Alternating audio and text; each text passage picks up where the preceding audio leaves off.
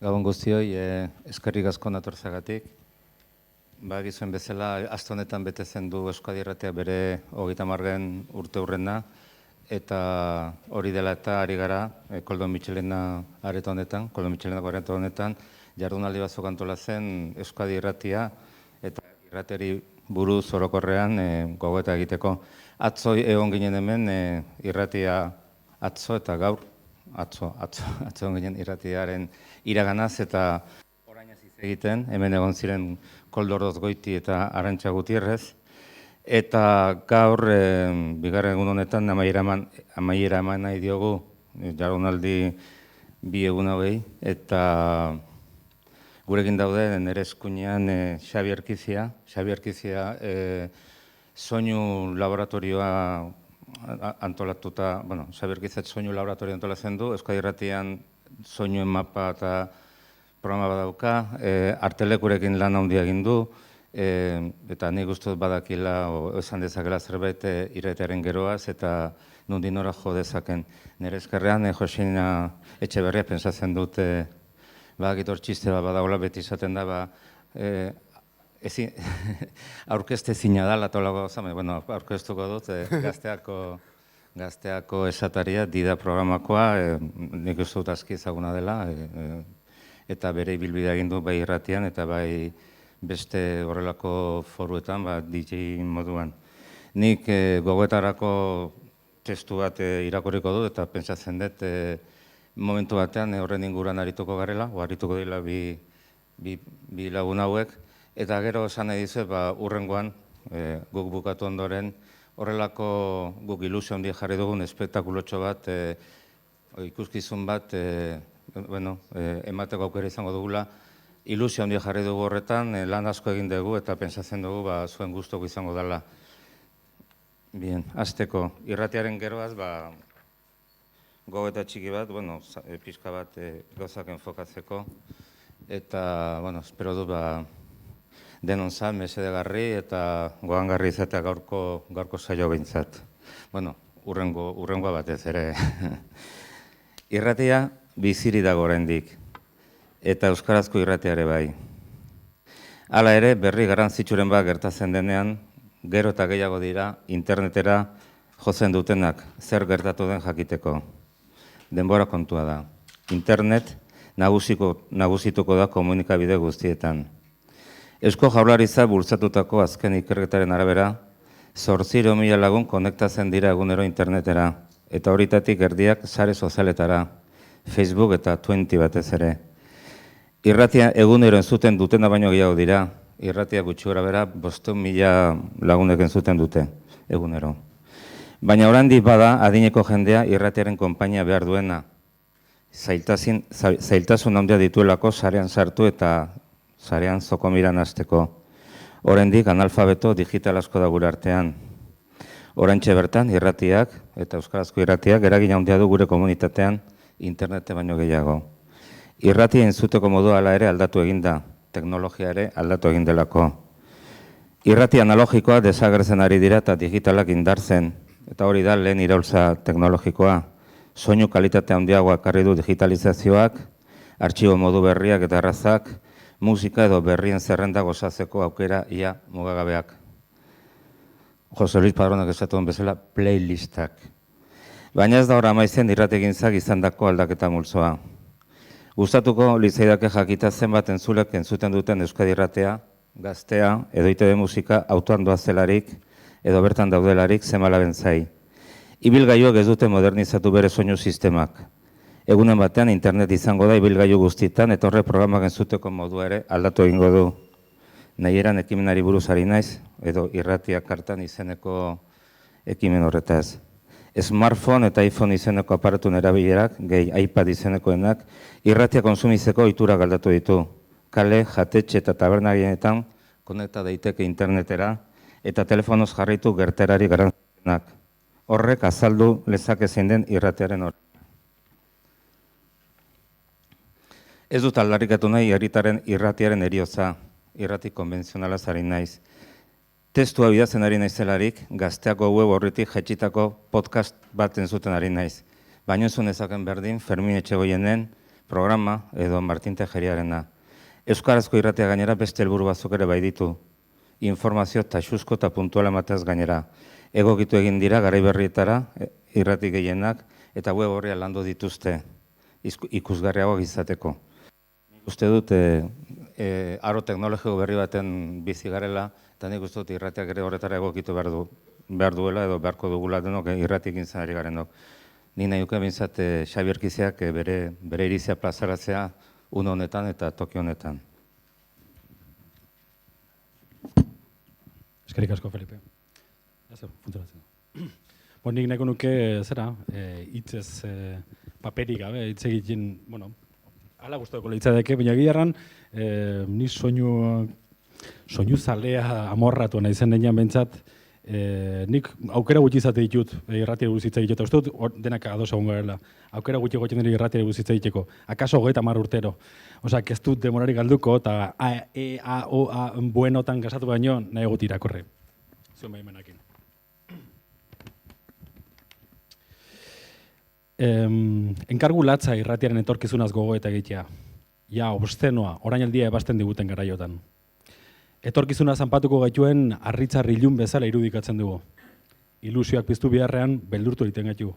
Eta pixkanaka etorkizunekin amets egiteko gaitasuna galtzen ari gara. Eta galarazten. Hurrengo belaunaldiena galdutzat ematen dugu da, gure zinismoz. Eta etorkizuna galtzea baino larriagoa da etorkizun posibleak amesteko gaitasuna galtzea. Etorkizunaren amnesia batean bizitzea. Segurazki, gure denboraren zentzua zehar aldatu den garai digitalaren albo kalte bat da. Unibertso digital geldi ezinak, espazioaren eta denboraren kontzeptu berriak pentsatzera behartzen gaitu. Gure etorkizun ez da jada joan den mende bukaerakoen etorkizun bera, ez da atzoko bera ere. Etorkizuna konpartitzea antzi dugula ematen du. Eta gaurko gaia horixe dela ahaztu baino lehen noan arira. Irudipena irratiari ere antzeko zeo zer gertatu zaion. Irratiari ere etorkizuna ebatzi ote dioten. Ahaztu ez, horretan ez du arazorik irratiak. Irratia amnesikoa baita. Amnesia, onerako naz txarrerako, memoria orok gordetzen duen larrialditako irtenbidea da. Antzi behar, al eta nahi horrien arteko borroka muturre eraman ezkero aktibatzen den urgentziazko estintorea. Baina amnesia mota ezberdinak daude, ahaztura mota ezberdinak. Deskuidoak, despisteak, behin-behineko amnesiak, behin-betiko ahazturak, defentsazkoak, bazparekoak, beharrezkoak, nahitaezkoak. Irratia beti izan da amnesikoa. Amnesikoa onerako. Materia nagusi bezala soinu erabiltzeak berekin daraman kondena da. Soinua itxasita geratu daiteke, belarrian, baina sekula ez finkatuta. Soinua eta honen barrenean irrateko elementu guztia sartuko ditut, berdina hots, musika edo zarata, ieskorra da, irristakorra. Ezin dugu kitu, ez ikusi, ez da usainu ere, baina ezin dugu bere presentzia ukatu. Nonai egon daiteke, aldi berenen inon egon gabe. Horra hor bere boterea, soinuarena eta erratiarena. Eta botera ulertzeko beti ezaltzen den topikoetako bat aipatzera ausartuko naiz. Irratia konpainia da. Denok ulertuko dugu irratia konpainia egiten duela erraten dugunean zer buruzari garen, baina gutxitan pentsatzen dugu zergatik. Eta irratiaren etorkizun asmatzeko saiakera egiten ari garen honetan, garrantzitsua iruditzen zait irratiaren izaera berari arreta jartzea. Ze ongi pentsatzen jarrita, irratia konpainia baino presentzia da. Eta presentzia konpainia izan daiteke, edo ez. Irratiak, gailuak eta estazioak, berdina izaten jarraitzen badu ere, irratiaren presentziak ez du beti berdina izan beharrik. Eta irratiak, presentziak, entzuten diri lekuak ere, guztiz ezberdina dira. Pantailari lotutako beste edozein komunikabidenak baino ageriagoa. Irratia berez, soinua denean, etengabe aldatzen den zeo zer da. Agertu bezala, desagertzen dena hotsa. Iritsi bezala joaten dena. Etengabe bere burua berrasmatzen duena, eta etengabe ahazten duena. Erran dezagun orduan, irratiaren joan etorri sonoro etengabe hori, atzera egiteko ezintasun hori da, irratiari magia berezia ematen diona, bere amnesiaren alde ona. Alde txarra berriz guztiz bertzelakoa da. Behar bada hasieran aipatzen genuen mehatxuagatik, etorkizunak egun batetik bestera desagerraraziko duen beldurragatik, antzi egin du benetan irratiak zer den eta zer egin dezaken. Azken 40 urteetan, irratiak telebista izan du eredu nagusi, eta zoritxarrez hala izaten jarraitzen du. Kasu gehienetan, telebistaren estetika, telebistaren logika jarraitzen du, bere hizkuntz propioa ikertu eta sakondu beharrean. Eta horrek, anaia zartu edo zarkituaren konplexua sortu diola erratera ausartuko nintzateke. Baliteke garai batean izan dago erantzunkizuna eta garrantzia telebistari oinordekotzan usteagatik erosotasunen erori izana ere. Egun egiten den irratigintzaren 89% estudioko 4 parete isolatuen artean ekoizten da. Erran genezake, aire egokitura moldatutako irratia dela. Irrati egokitua akaso. Kanpoan seguraldi egiten duen antziez, baina gutxi esten duena. Kaso honitzetan ez duelako kanpoaldi hori lehen pertsonan azalean bizitzen. Telefonoz baizik.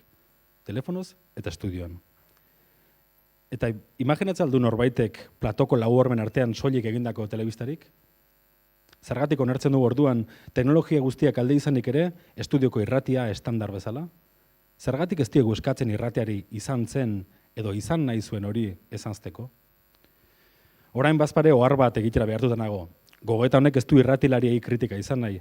Medioari eta orokorrean medioa ulertzeko dugun moduari kritika baizik. Eta kritika horren barrenean, aipatutako ez gain, irratiaren alde ezer gutxi egin duten bertze baldintza mordoare sar dezakegu. Teknikoak akaso, formulak, konpresioak, dinamikak, eta enbertze baliabide tekniko eta estetiko, baina ez horregatik debalde hartzekoak. Adibidez, internet bezalako baliabideak. Teknologia eta etorkizuna ez dira irratiaren etsai. Irratiak badu jada hori ulertzeko adina. Podcastak ez du irratia desagraraziko. Gezurra badirudi ere, irratiak ez du ez kalitate hobez, ez hurbilago soinu egiten podcast bihurtzen denean. Eta hala ere, irratigintza ona izaten jarraituko du podcast bihurtuta ere. Eta erratsaio txarra ez da hobea izango podcast izateagatik. Euskarriak 4, 7, 10, 15 edo 40 azmarkako pantailak izanik ere, irratiak alabeharrez belarrietara zuzenduko ditu bere indarrak. Azken finean, irratiak jokatu beharreko borroka ezpaitago pantailan, ez da altabozean ere, gure belarrien atarian baizik. Entzutea eta aditzea bereizten diren ez leku hortetan. Soinua soilik belarritik sartzeko edo belarritatik jasotzeko ote den epaitzen den momentuan. Memoria finkatu edo antzi daiteken tokian. Irratiak irudirik gabeko telebista xarra izateri utzi eta zinea izan daiteke amestu behar du. Garai bateko anbizioa berreskuratu behar du. Are gehiago, zinea bera gainditu eta nahi bezala, segundu bakarrean, antzerki edo kontzertu, hitzaldi, manifestazio, tertula filosofiko edo lagunarteko afari bihurtzeko gogoa berpiztu behar du. Irratiak ezin du antzi, ez ditula entzuleak biltzen, kolekzionatzen eta kontatzen. Irratiak onerako naiz txarrerako entzuleak egiten, sortzen ditu. Horra hor irratiaren erronka nagusietako bat, entzuten erakustea. Irratiak ezin du antzi, berak ez bertzein hork ezingo duela bere etorkizuna kontatu. Konplexuak alboratu eta bere medioak berak eskaintzen dituen aukeretan sakondu, esperimentatu, nasi, zikindu, loietan sartu eta katxak egin behar ditu. Denari izaten usteko beldurri gabe eta aldi berean berez dena gogoz izaten. Etorkizunen adituek errati dute telebistak handituta dagoela, baina irratiak, zarragoa izanik ere, oraindik bizi luzea duela aurretik. Etorkizunen adituek, irudi prefabrikatu zaseta gero, ahozkotasunaren garai berri baten atarian gaudela errepikatzen dute. Beraz, inoiz baino gehiago, irratiaren etorkizuna ez da utopia galdu bat. Ez da teknologiaren aldakortasunaren menpe geratuko den zerbait. Irratia, hasieran erraten genuen bezala, entzuten den edonon gertatzen den presentzia da. Guk nahi dugunean eta nahi dugun bezala, konpainia bihurtu dezakeguna. Behar bada etorkizunaz kezkatzen ibili baino, irratiak etorkizunak amesten hasi beharko luke berriz. Entzun ordurako ihes egiten diguten orainaldi hauek etengabe berrasmatuz. Soinuak bezala, etengabe agertuz eta desagertuz. Amnesiko izateren alde onak aprobetxatuz eta gozatuz. Eskerrik asko.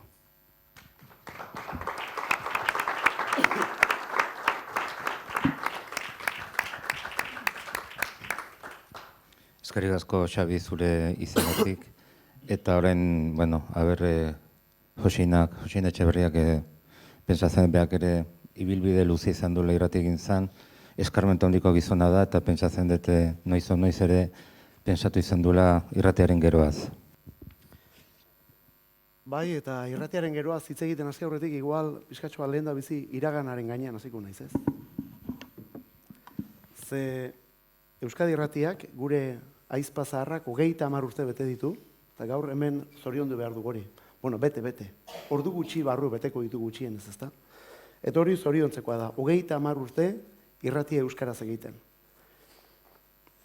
Eta gauzak nola dian, Euskadi Irratia sortu zen garai batean, kasi gure etxean garai harretan, bai irratian eta bai telebistan euskaraz entzutea albiste zen. Ni akordatzen naiz, txikian nintzen, eta Televisión Española, eta Televisión Españolako bi kate haiek besterik etzian garai harretan, zerbait euskaraz entzuten nuenean korrika amaren gana joaten nintzen, eta esaten nuen, ama, telebistan euskaraz ari dira, eta gai ba. Segure irratian ere, ni goierritarra izanik euskaraz entzuten zen, noiz bai zerbait, baino gauza gutxi, Errosario Santua, eta horrelako kontuak, eta batean, Euskadi Irratia sortu zen, duela 30 urte. Euskera hutsean, eta hori bandera, hori ikurrin hartuta aurrera egiteko intentzioarekin gainera. Eta hutse egiten dio 30 urteren ondotik. Eta medio publiko batean gainera. Zagian horbaitek esango du, Joalin, medio publiko batean beti ere errazagoa da, medio pribatu batean baino. Bai, izan lideke, baina medio publiko batean horri eusteak ere baditu bere lanak, ez da? Eta gauzak nola dian, dena txuribeltzean zen garai harretan, kolore eskatzen genuen askok eta askok. Orain bapatean, horren beste kolore jarri zaigu aurrean, ja kolore horrek berak itxutu egiten gaituela, ez da? Eta hor gabiltza orain, itxularri batean kolore horretan aurrera egin ezinik. Zenik ere gogoan dut nola Euskadi Irratian ezagutu nuen ertzainaken etxo kantua esate baterako. Nik lehenbizikoz ertzainaken etxo Euskadi Irratian entzun nuen. Edo Radio Euskadin entzun nuen lehendabizikoz kortaturen Nicaragua Sandinista kantua. Roge Blaskoak aurkeztuta. Edo Ubi taldearen Red Rocken grabatutako disko gorri mitiko ura, zuzeneko ura, ez da? Eta gauza nola dian, gaur egunero, astean gehienetan behintzat, gurasoen etxera joaten naiz bazkaltzera, eta nire gurasoek oraindik ere eguneko 24 orduetan Euskadi Irratia edukitzen dute piztuta. Gogorra da, alboko irrati batean horren beste ordu ematen dituen seme batentzat, gurasoek alboko aizpa hundiarekin daudela jakitea, baina zer egingo digu. Bori, eguerdiro joaten ez gurasoen gana bazkaltzeko garai horretan, eta orain han entzute ditut Fermin Etxegoien esate baterako, Etxegoien jauna, azken aldi honetan entzuten ari naiz, zen olako saioarekin, bravo, ura zuen gana eramateko erabaki hartu zuena.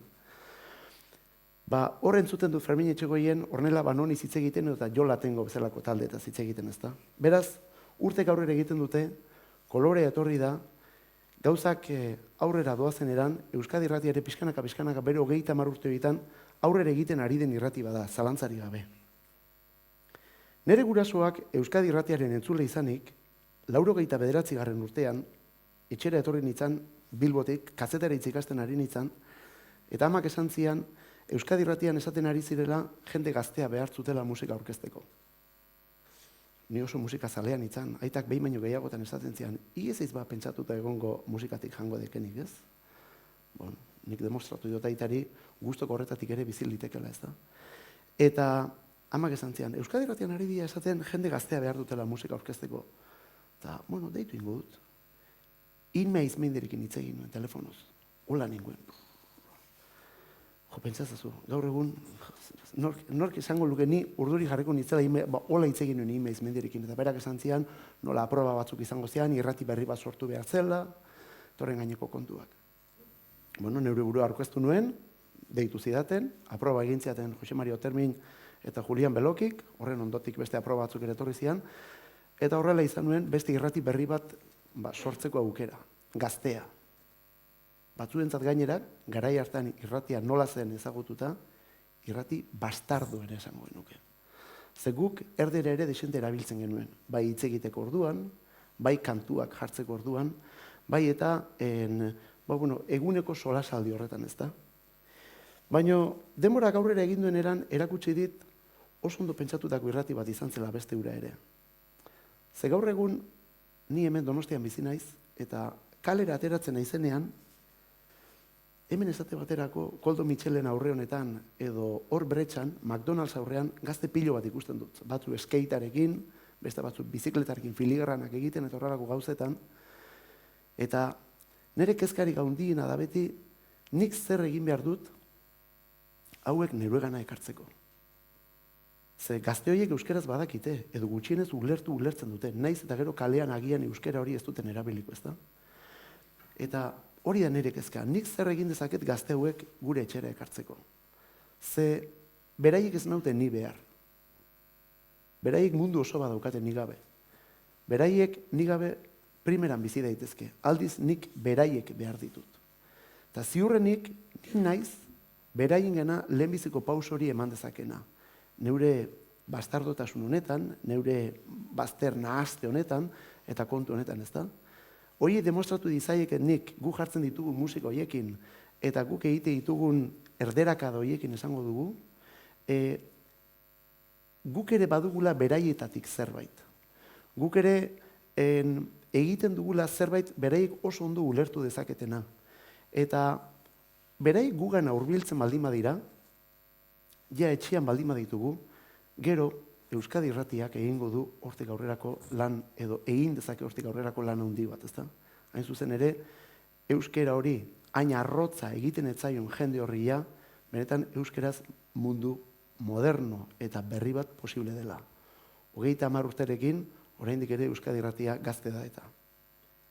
1979 urtean, Buggles izeneko talde batek, Britania handiko taldea, Video Kill Radio Star kantu egin zuen. Bideoak irratiaren izarra erailtzuen izenekoa. Etzekiten gizara joek zen olako hankasartze egiten ari zian, hori baiiztatzen ari zian momentuan. Bueno, kantu aurretik ere egina zegoen, beraiek besterik gabe moldatu egin zuten. Egia da sekulako bombazo izan zela. MTVn lehenbizi eman zen bideo izan zen. Eta Europako hainbat eta hainbat herrialdetan topera iritsi zen kantua. Guk ere benetan maite izan genuen kantua gainera. Baina gezurra handia biltzen zuen kantuarrek. Bideoak barkatu, ez du inondik ere irratiaren espiritua hil. Irratiak oraindik ere darrai. Eta pixkatxo bat inteligentziaz jokatzen baldin badugu, iruditzen zait urte askoan gainera.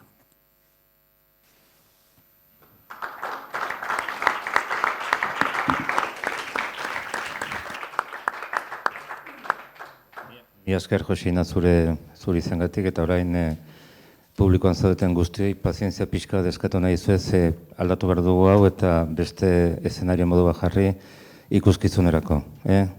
Eskerrik asko.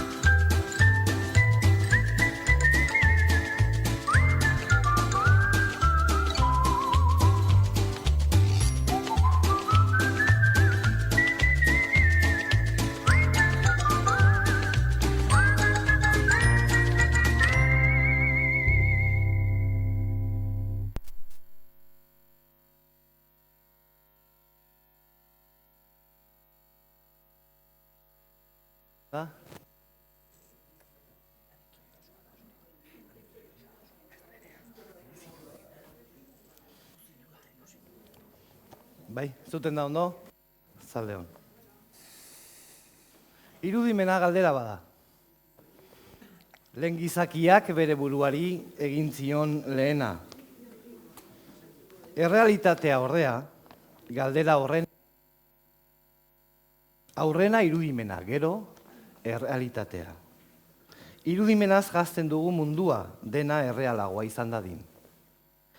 Irudikatzerik ez genuke errealitatea argiztatuko.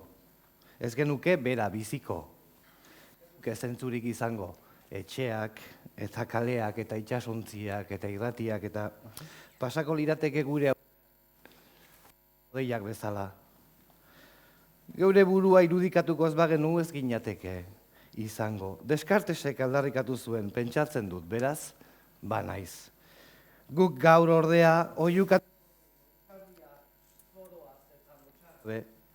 imaginatzen dut, beraz, bagara. Irudimena gehiago da gaur publizitate giza indar guztiz sortzaile baino. 1978ko maiatzean irudimena boterera oiukatu zuten. Orain ordea irudimenera etorri da boterea. Eta sendotu da eta gotortu. Hala ere txipenak autoritarismoaren aldeko mugak baino ez ditu sortzen. Jules Verneren irudimenak adibidez, 20. mendeko aurrerapen teknologiko garrantzitsuena jasotzeko eta ulertzeko gaitasuna eman zigun. Munduko lehen ordenagailua agertu baino 80 urte lehenago. Gaur egungo internet sortu baino 100 urte lehenago, mundu mailako komunikazio sare baten beharra eta aukera irudikatu zituen idazle frantsesak bere lehen novelan. Krisian dagoena ez da irudimena. Irudimenak beti asmatu du muga materialak eta espiritualak saihesten eta gainditzen. Horregatik eutsiko diogu. Irudimenak botere hartu dezala aldarrikatuko dugu. Alegia, norberaren kemen eta indarrarekin batera. Gizon eta emakumeak, aur eta agurek, egunero eraikiz doan errealitatea irudikatu eta begiz jodezten. Ezin ederkiago esaten du poetak, begira, sua tristatzen ari da. Bota dezagun beste enbor bat.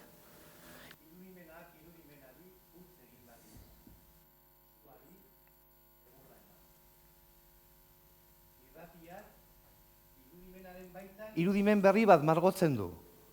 Eguzkiak zua izarteetan itzalen mapa bezala. Irratiak behar du irudimenak. Errealitatearen ertzak zehazteko eta bide batez entzulearen adimena zorrozteko. Albert Einstein matematikari alemanaren hitzak hartu genitzake gogoan. Krisi garaietan, irudimena da soilik garrantzitsuago ezagutza baino. Irratia gure irudimen sozialean dago, eta gu irratiaren irudimen soziala gara. Hola, ¿qué hay? Kaixo, arratsaldeon. Kaixo, Euskadi irratia hola. Bai, hauxe da Euskadi irratia, bai. Zertzea, una nue? Bai, aiba, eta zu esaltza Maikrush. Ba, Maikrush, aizu arantzazuti deitze izu. Aiba, bai, Ba, arratsaldeon. pelozabalakin eta Maikarmekin, eta problema hundi badak gau. Ai ama, ze pasatzen zaizu? Ba, daitze pasatzean, ebila idu hemen ikiarri. Bai. Eta hilobak lehenkoan oparitu zigun, telefono mobil berreia. Bai. Samsung Galaxy, ustez, Samsung Galaxy A2, ez dakit, Blackberry, oitakua. Ezaguna da, bai. Behinkazio ematen eizala pelozabala, eta ura eroi eta itzali intzaigu telefonua. Ai ama, baina zer pasa zaio? Zu hortan aditua zea, eta ze pasa zaio? Honek berrize funtzionatuko aldo, una noe, esaigu zuzeo ze? Bueno, arrozetan sartu aldezu telefonoa. Arrozetan? Bai. Zertako? Ezetasunak entzeko, ba? Ai ama, ez teu probatu? Bueno. Gu hemen sakadorekin, hilean sakadorekin etxu geha, eta ez du martxartzen honek? Baina horrekin erre egingo dezute telefonoa. Erre egingo dezutela telefonoa, beto arrozetan sartzea. Ze esaten naizea, aizu manu etxe sortu horralda. Usten dut bai, Herkia izate Euskadi irratian, lan batera goizera hitze deu, jako bartakeo, bildua. Aizu ze esan nahi du bilduak? Bilduak, boro bildua. Kontxo, Begira. eskerrik asko ordun, Bueno, Maikrush, eskerrik asko zuri deitzegatik. Zuri bai, gero arte. Aio. Aio. Irudimena. Ze uste zenuten, Txaketa eta galtza gorrekin azalduko nitzala? Ba ez. Ez hoxe du irratiak, ala, padron? Haxe da. Ondo, aia izizketan, ondo. Mil esker. Ire uste baino guapo, guaiz. Irratiak edertu egiten gaitu. Telebistak, potolotu. Telebistak, irratiak edertu. Nik goatzen naiz, txikitan, Joseina, txikitako kontu eginta. Gure etxian Mariano Ferrer aurreneko aldiz ikusi genunean ETB dozen. Detenak, eta iruditzen zait askok pentsatu genula. Bai, txusit. Zalda egia. Txusit, ez genuen lakua espero, ez da? Oixea, erratia ba. Imaginazioa. Imaginazioa, irudimenak. Earki. Bueno, barkatu hemen moztu dit, eta sei lasai, Eskerrik asko, bai. Bueno, sei. Barkatu. Sei. Irudikatu dezagun orduan, irudikatu dezagun lehen gizaki modernoa. Zentzu berriak, itxaropenezko zentzuak irudikatuko zituen. Alaitasuna, asmakontza, batbatekotasuna, sormena, norbanakoaren kontzientziaren adierazpena astinduko zituen, suaren inguruan bildutakoengan zirikatuz. Horra hor, historiako lehenengo irrati publikoa, denetan irudimentsuena. Hitza ere izango da munduko lehen esatari hark kobazuletako paretetan marraztuko duen soinua, baina ez errealitatea deskribatzeko, bera ulertzeko baizik. Gizaki berriak inguruko errealitatea ulertu nahi du ezagutu baino. Hausnarketa sinplea da, baina zer nolako garrantzia du maitasuna, askatasuna, elkartasuna edo tolerantzia zer diren jakiteak eta azaltzeak ulertzen eta sentitzen ez baditugu. Geure mundua eta geure burua ulertu ahal izatea jakintzarik sakonena da. Berriro Einsteinen hitzak, irudimena da soilik garrantzitsuago ezagutza baino. Munduko lehen esatari hura irudikatzen dut errealitateari buruzko informazio hutsa pilatu ordez, esanez informazioa gurera ekarri behar dugula, eta ez dagoela ulertzeko beste biderik. Munduko lehen esatari hark modu batera, edo bestera, barrutik edo kanpotik, bizitza aldatu nahi du. Orduan baino ez du zuhaitzen eta amildegien, airearen eta arkaitzen isiltasuna apurtuko. Eta azkenik, bere irudimenaren esperientziaren bitartez hitz egingo du, hitz egingo digu, eta hitza sakratu bilakatuko da. Eta badakien arren hitza izan daitekela batzuetan egia eta bestetan gezur, batzuetan lagun eta bestetan etsai, batzuetan birrintzaile eta bestetan sortzaile, hala ere ez da damutuko. Irratiak sakratu egiten du hitza, eta hitzak bihotzez esaten denean garena egiten gaitu eta izango garena. Hitzek negar egiten dute gauez, inork esaten ez dituenean. Horregatik, esaten eta entzuten duguna gara. Horregatik da irratia esandako guztian, tokian eta unean zer garen azaltzen digun ahotsa bezalakoa. Zer da irratia? Irratia da hizketan dakien traste mutua. Hitzak ez ezik, soinuak eta doinuak belarrira esaten dizkiguna. Hitzak ez ezik, isiltasuna ere esaten dakien hori da, irratia. Hitzaren iratiko oiana da, hitzaren irratiko oiana. 30 urteotan, era guztietako hitzak eta soinuak esan entzun ditugu isiltasunaren erdian. Eta hitza? Zer da hitza? Hitza da airean marrazutako kuadro ikustezina. Entzuten duzun irudia. Belarritik ikusten duzun haur baten marrazkia izan daiteke. Akaso horregatik bihar irratian entzuten duzunean, egunon ikusiko dituzu kolore argiak, eguzkia, mendiak eta ostadarra. Etzi aldiz entzuten duzunean, egunon ikusiko duzu errepide bustia, autoko volantea eta hodei itxusiak. Eta gabon entzuten duzunean ikusiko duzu ilargia. Zure ustez, zer da hitza? Bizitza, giltza, ekintza, bortitza, jakintza, mintza. Zure ustez zer da hitza? Hitza ez alda bizitza, notizia baten printza, sentimentuaren mintza, mintza eta mintza, Zure ustez zer da hitza, ahoa zabaltzeko giltza, goxoa bezain bortitza, jarduna eta ekintza, udako loreen intza. Zure ustez zer da hitza, ahots askoren argintza, adartzen doan aritza, kazetariaren trintxa, esatariaren gintza, entzulearen jakintza, elikatzeko baldintza, esanak entzun bitza. Zure ustez zer da hitza, hitzen itsasoko bitxa, askatasunaren ditxa, irudimenaren flixa, idatzi gabeko fitxa, airean doana fitxa. Gure ustez hori da hitza, gure ustez hori da hitza. 30 urtez bizitza eman digun langintza, zure eta gure mikro bihotzak zabaltzeko giltza. Oide gitzeitia. Padron, zukia. Fenomeno batzu zate. Nik hitza zer dan ez dakit. Letra bai.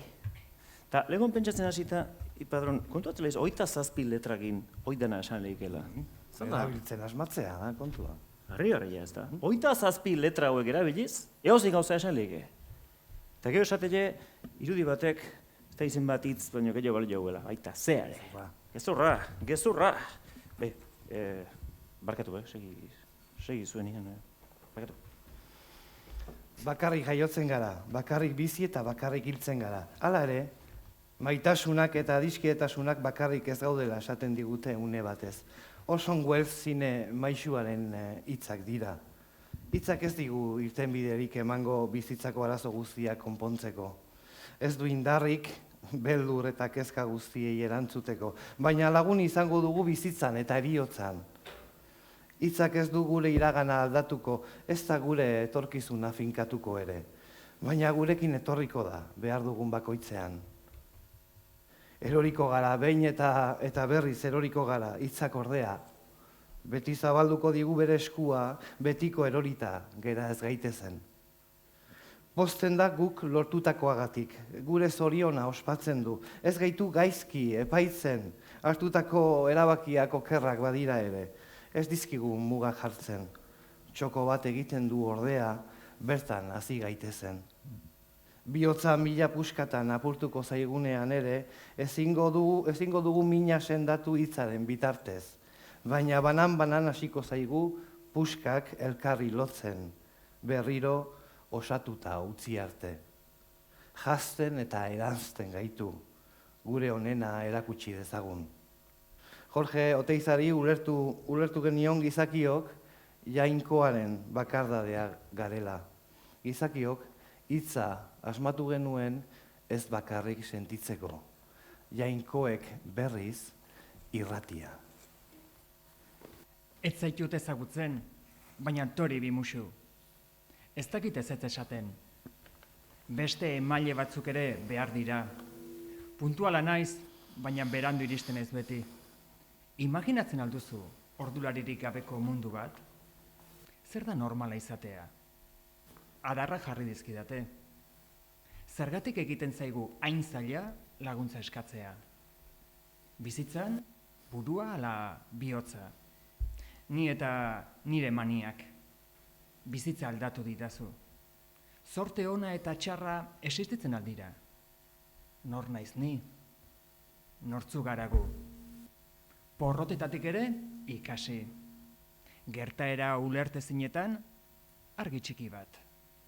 Asko maite zaitut, baina beste batekin oheratu naiz. Noizbenka dena eta denak pikutara bidali behar. Negar egitearen onurak. Batzutan lehena izatea garrantzitsuena ez denean. Adostutako hitzorduan zenbat denbora itxaron behar da? Adoptatua naiz. Lagunak. Irratia konpainia da.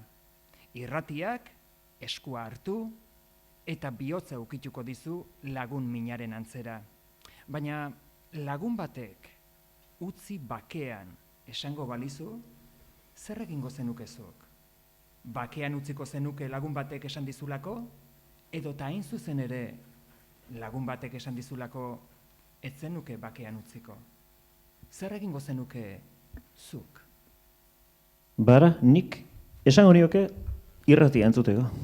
Hoxe esango nioke. Ta nik hemen jakin nahiko nuke zuetako batzuk Josina esate bateako. Haude, Mark, hemen ez behize, Josina, ik irratia nuna aitzek. Aitze aldek irratia. Bai, Astik baldaukak. etzuke beste remedioek. Nuna aitzek. Euzin lekutan, eta euzin momentutan gainea. Bat, oso printzipala. Euskal Herrian zehar kotxean baldimane bilek esate baterako, normalean ez nuk irratia entzunez ibiltzen. Zederen bat edo musika entzunez ibiltzen hau. Oain, bidaia luzixiagoren bat egin behar diatenean, beti irratia pizten diat. Musikak etziak nahikoa konpainiarik ematen. Hori irratia. Norbait berdek izketan ondoan. Hori deketa. Bestela, horri bakarrik izketan. Bueno, etiat, batzutan etiat hori, kotxen bakar Jarri bakarrik. kantan bat Hau eta... esango ziotonit, ez da esango ez da. Hori legedek, edo kantan babukatzen deken gure presenta egiten dira, eta holako gauzak egitizkia. Eta zuk? Nun entzutezu irratia? Jakin alike? Kutxean, bai.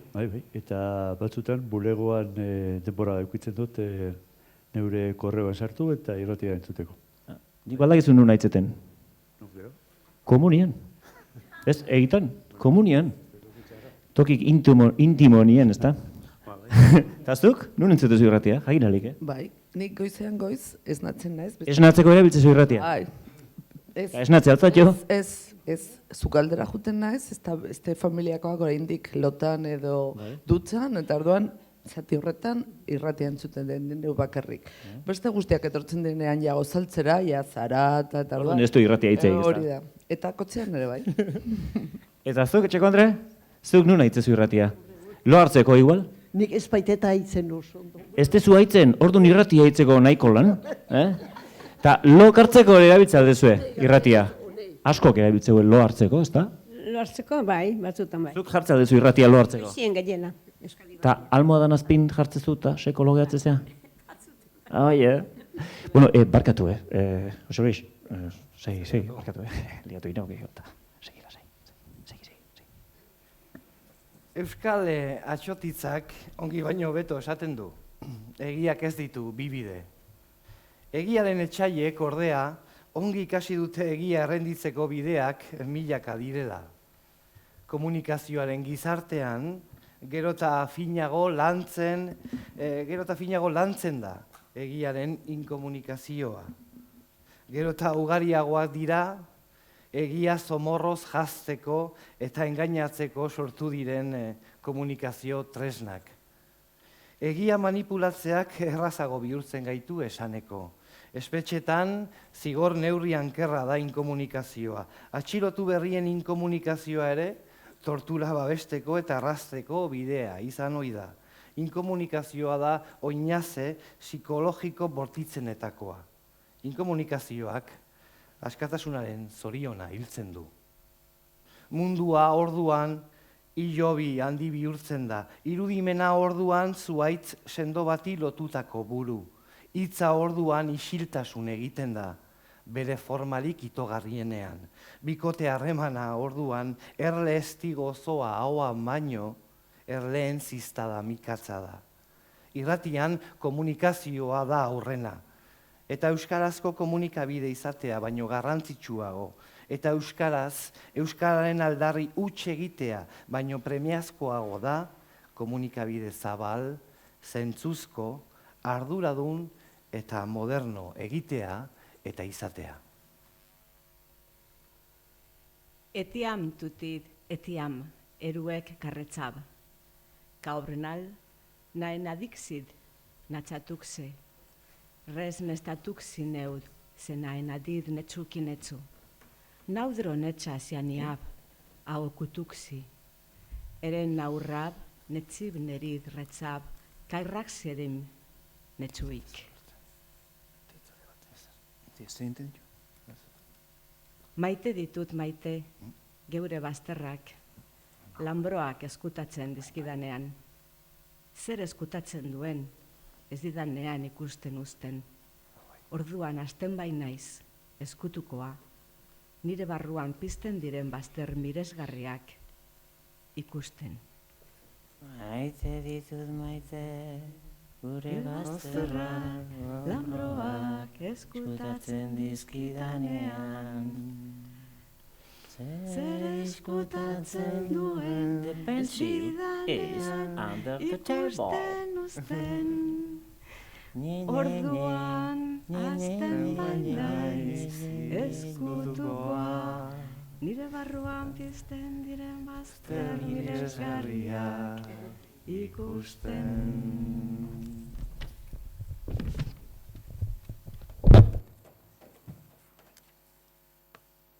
Oraina, etorkizunaren nostalgia bada, iragan minez oroitu gaitezke hemengo eta oraingo uneaz.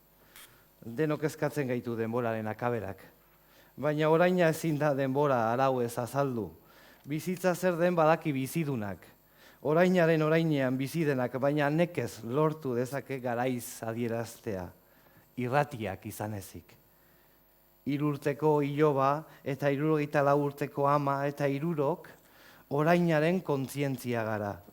Inor ez da etorkizuna, denok gara oraina. Iraganaren fruitu bai, baina gaur. Etorkizuneko ametsa ere bai, baina gaur. Irratia izan ezik.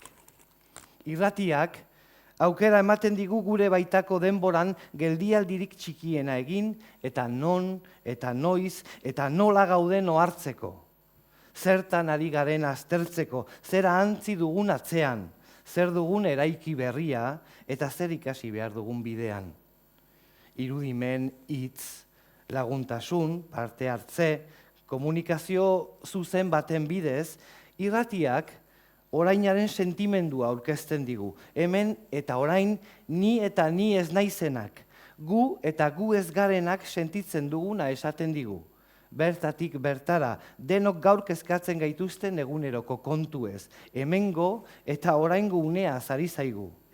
Denboraren itsas erasoan, bakoitzaren irla gordea da irratia, eta gu bezala, eguneroko lurra bezain zahar, eguneroko zerua bezain berri. Irratiak denbora sendatzen du, eta bere ordu larriak samurtzen. Leuntzen ditu iragan odol kolorea, gerorako euria, oraingo intzaren malkoak. Ez dakielako zer den ordularien atzerria, zer den esperantzarik gabe itzultzea. Eta horri esaten diogu, hain zuzen, irratiaren magia.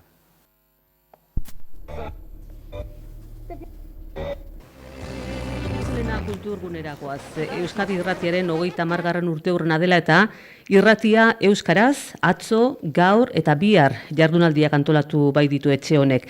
Eta une honetan irratigintzaren inguruko performantzea egiten ari dira. Miren Rubio bertan da, arratsalde hon Miren?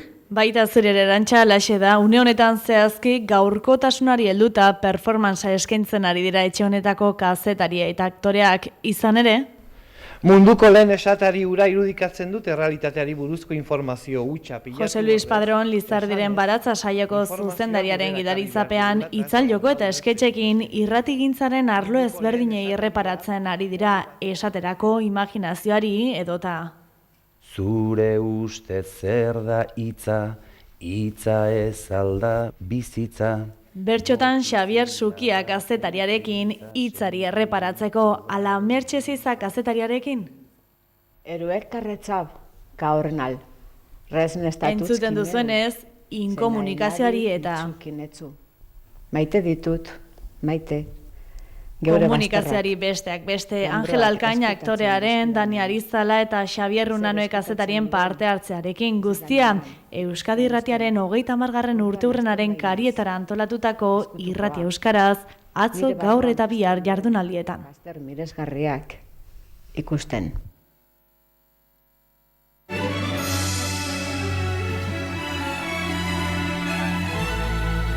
Irudimenak botere hartu behar duela esan dugu, baina gizartea osatzen dugun guztion kemenean. Hauxe da hori irudikatzen hasteko garairik egokiena. Sentimenduzko hitzak aldarrikatu ditugu, baina benetako iraultzaile gozo eta baketsuen gisa, biktimismo arrastorik gabe, gorazarre hutsean erori gabe. Oraintxe da, batez ere esaten hasteko garairik egokiena. Komunikazioaren izan beharraz ere aritu gara, baina bandera guztien azpitik eta botere guztien gainetik, gizartearen kontzientziari, giza interesei atxikia. Hau da egiten hasteko garairik egokiena. Adiskidetasun onaren ondasuna ere aipatu dugu, baina ez bakardadetik libratzeko, elkar aurkitzeko baizik, elkarrekin bide lagun aritzeko, nahi ditugun jomugak elkarrekin pizteko, denon artean. Orain, batez ere orain da lantzen hasteko garairik egokiena. 30 urte geroago, irratiaren etorkizuna, orain hasten delako.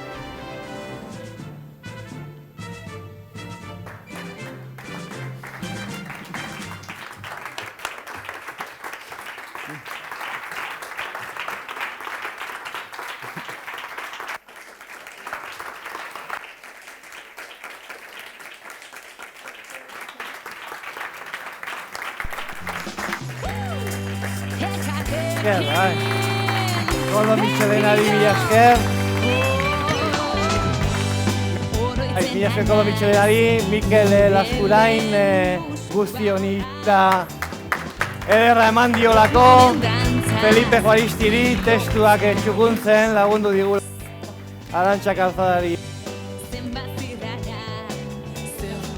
Eta gogoratu ostiral hontan, 30 urte beteko ditu bionak, eta zareten eta izan irratira arte.